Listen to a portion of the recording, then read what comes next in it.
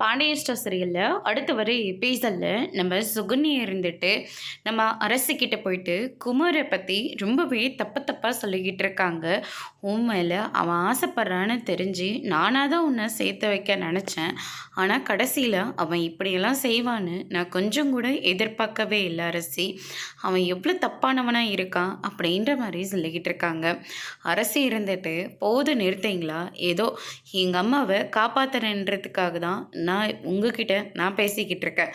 மற்றபடி நீங்கள் பேசுகிறதுக்காகலாம் கிடையவே கிடையாது அப்படின்ற மாதிரி சொல்லிக்கிட்டு இருக்காங்க. அவர் இப்போ எந்த நிலமையில் இருக்கார், எப்படி அவரை செஞ்சு தப்பாக உணர்றாருன்னு எனக்கு நல்லாவே தெரியும்.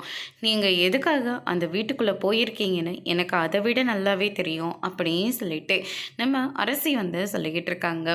என்ன அரசி, உன் நல்லதுக்காக பேசினா நீ என்னமோ நான் ஏதோ கொலை குத்த பண்ண மாதிரி இப்படிலாம் பேசிக்கிட்டு இருக்கேன்.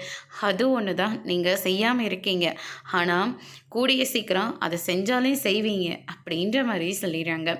அதுக்கு அடுத்ததாக பார்த்திங்கன்னா இந்த சைடு நம்ம குமார் இருந்துட்டு சுகன்யா கிட்ட போயிட்டு சித்தி, என்னை பற்றி கொஞ்சம் அரசிக்கு புடியம்படி எடுத்த சொல்லுங்களேன். அவள் மனசில் நான் இருக்கனா இல்லையான்னு மட்டும் கேட்டு சொல்லுங்கள் அப்படின்ற மாதிரி சொல்லிடுறாங்க. அதுக்கடுத்து தான் நம்ம சக்திவேல் இருந்துட்டு முத்துவேலுக்கு ஆத்தா கூடவே இருந்து இப்படி கழுத்து அறுத்துட்டு போயிடுச்சு. இனிமேலாச்சும் என் பிள்ளைக்கு ஒரு நல்ல பொண்ணை பார்த்து கல்யாணம் பண்ணி வைக்கணும்னு அப்படின்ற மாதிரி சொல்கிறாங்க.